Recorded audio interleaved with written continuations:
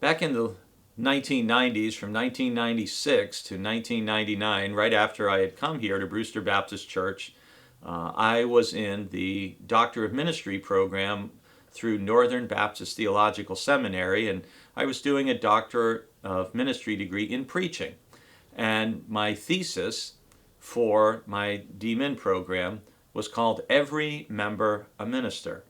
And it was largely based on the next section of 1 Corinthians, 1 Corinthians chapters 12, 13, and 14, where we have Paul's extensive discussion of spiritual gifts and what they are and how they are to be used. It's the longest section of the New Testament about spiritual gifts. And these chapters, especially chapter 12, is making the point that we need each other to be whole. We need each other to be whole.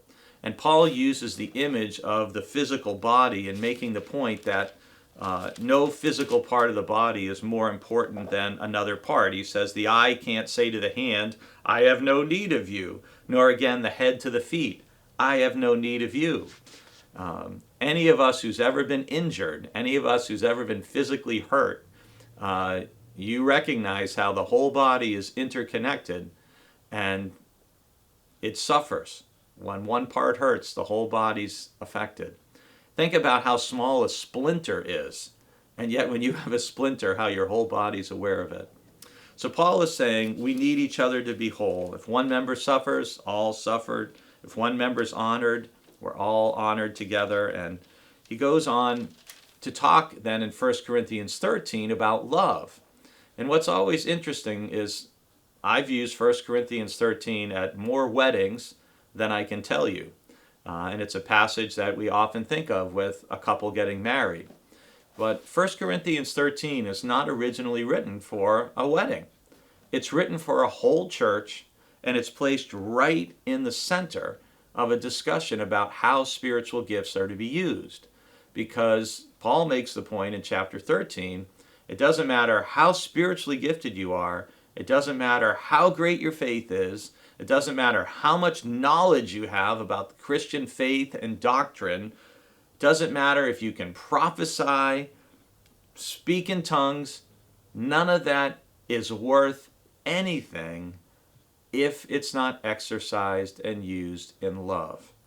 And our verse of the day, that famous verse, 1 Corinthians 13:13, now faith, hope, and love abide, these three, but the greatest of these is love. It's not for a couple getting married.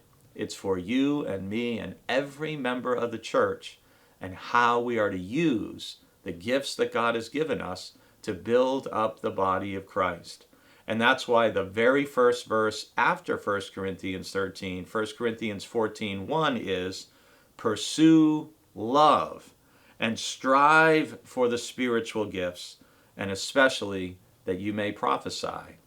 Because, as Paul will say in another of his letters, speaking the truth in love is fundamental to who we are as well.